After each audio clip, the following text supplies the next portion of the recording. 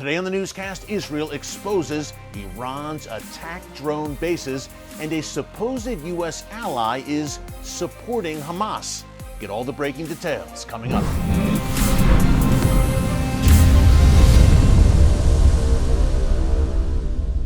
Hey folks, Erick Stakelbeck here. Welcome to the Watchman Newscast. We've got a very important interview coming up for you in just a minute on the growing terror nexus between Hamas and Turkey. Yes, that Turkey, a supposed NATO ally, which under the rule of President Erdogan has become more like NATO in name only. You won't want to miss that interview coming up in just a minute. Before we get into it, two things. Number one, if you have not subscribed to the Watchman News channel right here on YouTube, be sure to subscribe and click the notification bell so you get alerts every time a new video is posted. And secondly, big speech today in Herzliya, Israel, by Israeli Defense Minister Benny Gantz, laying out the locations of two of Iran's attacked drone bases.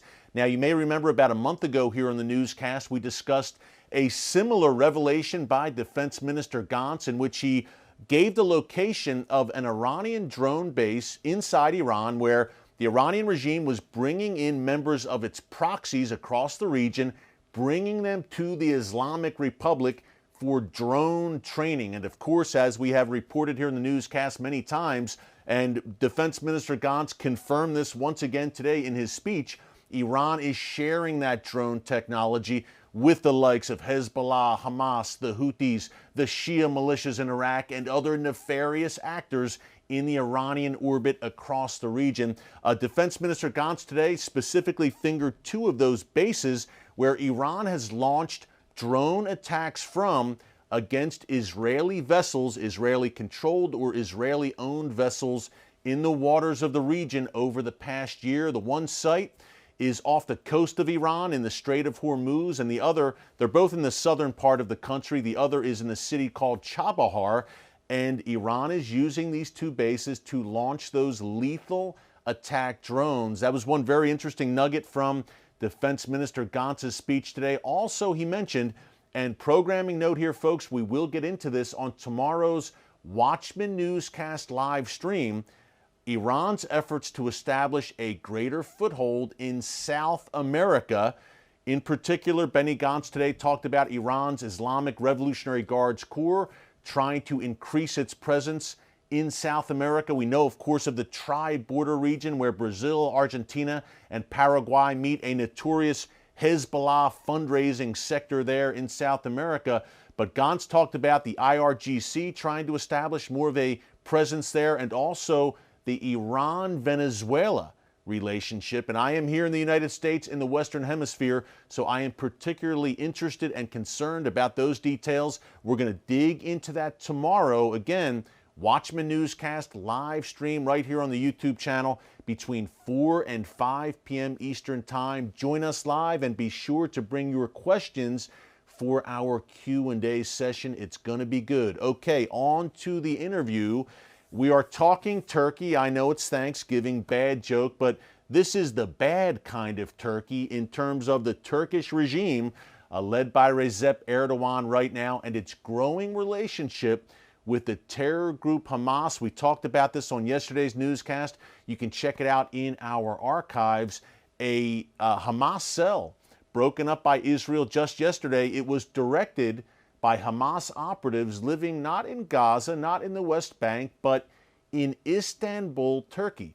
Now, we got into this with our good friend Jonathan Schanzer of the Foundation for Defense of Democracies in Washington, D.C. He is author of a great must-read new book, folks, called Gaza Conflict 2021, Hamas, Israel, and 11 Days of War. Again, John has an insider perspective on what exactly went down in that Hamas-Israel war back in May, Iran's role, Turkey's role, and most importantly, perhaps, what comes next. Take a look. First of all, the cell that was just broken up in the West Bank, connected to Hamas and also connected to Turkey. Really worth noting that the guy behind that, his name is Saleh Harori. For those who've been paying attention, this guy, his name keeps popping up in the media over the last 7-8 years. Actually, it was Aruri in 2014 that planned and financed the kidnapping of those 3 kids in the West Bank. If you recall, that triple homicide was one of the things that prompted the war back in 2014. So here you got the IDF breaking up yet another cell backed by Aruri, who has connections. He lives in Turkey with the full knowledge of the Turkish government. So I think, the uncovering of that cell really does reinforce the idea that I think a number of us have really been trying to stress over the years, that Turkey has become a state sponsor of terrorism under President Recep Tayyip Erdogan. Real quick, you made a big statement there a moment ago that Turkey is essentially now a state sponsor of terrorism. You unpack this in your book as well. Tell us a bit more about that. Under Erdogan, his radical rule, how Turkey is really starting to embrace terror groups like Hamas. Well, look, absolutely. Dating back to probably before 2014, Hamas has made Turkey its second largest and second most important jurisdiction in the Middle East, other than the Gaza Strip. It's where you have the largest number of Hamas operatives roaming around today, engaging in political as well as military and financial activities, all with the complete knowledge of the Erdogan government. But just to be clear, it's not like Turkey just stops with Hamas. Turkey also supports groups like Al-Qaeda in Syria. They kept their border open for ISIS fighters to stream across the border back when that war was hot. We've seen Turkey provide some support to the Taliban, the Muslim Brotherhood. I mean, you name it, there isn't a bad organization out there that the Turks haven't done some kind of outreach with or provided some kind of financial support. So this is a trend to continue to watch. It's remarkable because, of course, Turkey is still a member of NATO. And how that works when you've got, on the one hand, they're doling money out and providing support to terrorist groups, and on the other hand, working with NATO, this is a head scratcher. And I think at some point, the U.S. government's going to have to reconcile. Yeah, great point, Jonathan. Look, it seems like there needs to be some accountability on the part of NATO, holding Erdogan accountable for these behaviors. You mentioned Iran a moment ago and Iran's support, obviously, of Hamas. Let's dig into the book a bit more, Gaza Conflict 2021, which, by the way, everyone can pick up at Amazon.com right now. We highly recommend it. Iran played a role in that May conflict in a lot of nefarious ways. Break it down a bit for us, the genesis of that conflict back in May. Yeah, so I mean, look, it drove me crazy watching the press coverage here in the United States at how Iran's role was ignored. I mean, first of all those rockets, those 4,000 rockets that were fired by Hamas into Israeli airspace, it was in some cases Iranian weaponry that was provided directly to Hamas. In other cases, it was weapons parts. In other cases, it was just know-how. It was, Iranian engineers teaching Hamas engineers how to assemble and fire off these rockets. This has been something that Iran's been doing for the last several decades, right? This is not something recent. This is a decades-long project, and it was largely ignored in our media. On top of that, the building of those tunnels, that so-called metro system, that came about through assistance by Iran. There were underwater drones, there were aerial drones that were provided to Hamas by Iran. And then there's just the broader history of all this, which is that Iran has been funding Hamas to the tune of hundreds of millions of dollars, dating back to the late 1980s, early 1990s. It was Iran that helped Hamas kill the peace process in the 1990s. It was Iran that helped Hamas basically wage war during the Second Intifada of the early 2000s with that campaign of suicide bombings.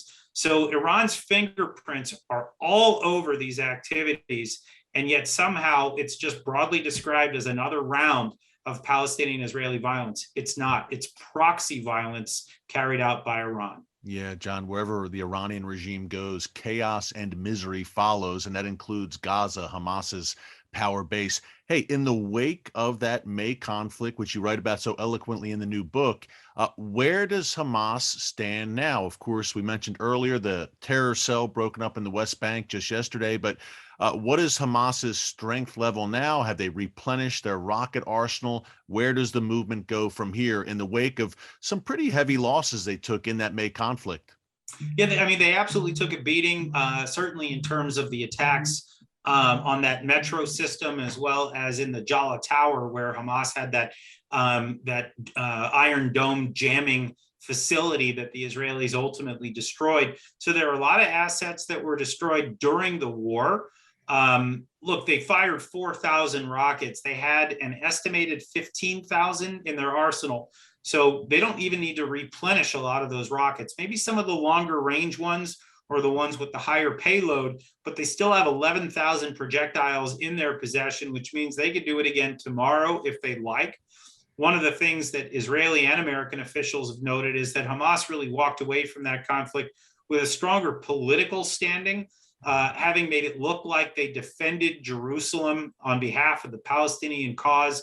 That resonated. It gave them more popularity. So right now there's an effort by the US and by the Israelis to some extent to try to prop up the other side of that Palestinian equation, the West Bank Palestinian Authority in Ramallah under Mahmoud Abbas. Except there's a problem here. You start throwing your weight behind that government is actually still involved in pay for slay and a bunch of other terror funding activities, incitement, anti-normalization efforts against Israel. Yeah, Jonathan, last question along those lines. You've got some policy prescriptions in the book for the Biden administration, and it seems like a lot of that kind of comes back to the U.S. approach to Iran and Iran's nuclear program. The problem is that, A, Iran's not interested in making true concessions. It's a temporary deal that will ultimately give Iran that pathway right back to that illicit nuclear program, and that cannot be ignored. But the other part of it is this, and I note this in the book, that we have a situation where if the U.S. knowingly goes back into this deal and provides billions of dollars to Iran, the last time around when this happened, it was a theory that money would flow downstream to groups like Hezbollah and Hamas. We can now say with certainty that that is exactly what happens when Iran is richer, when the Islamic Republic has more money in its coffers. They do spend money on terror groups. So if and when, and it's a question of when, the fifth Gaza war breaks out, the one in May was the fourth, when the next one breaks out, it's actually quite likely, if not guaranteed, that if the United States goes back into the deal, they'll be funding both sides of the next war. In other words, indirectly, they'll be supporting Hamas by way of Iran, while also providing direct support to Israel. That is a policy that we need to avoid at all costs. And I think the Biden administration is now forewarned. Very important information there from Jonathan Schanzer that you're really not hearing anywhere else. Folks, it's the holiday shopping season right now. Of course, I encourage you to pick up Gaza Conflict 2021 by John Schanzer. Pick it up now at Amazon.com. It is a great and important read. Hey, remember, join us tomorrow for that Watchman Newscast live stream, 4 p.m. Eastern Time, right here on the YouTube channel, and bring your questions. Until then, thanks for joining us today here on the Newscast. God bless you, and remember, never hold your peace. Hey everyone, thanks for checking out the Watchman Newscast. If you enjoyed this episode and want to see more, make sure you go ahead and hit the like button, click subscribe, and tap the bell icon to turn on notifications for new Watchman Newscast episodes every weekday.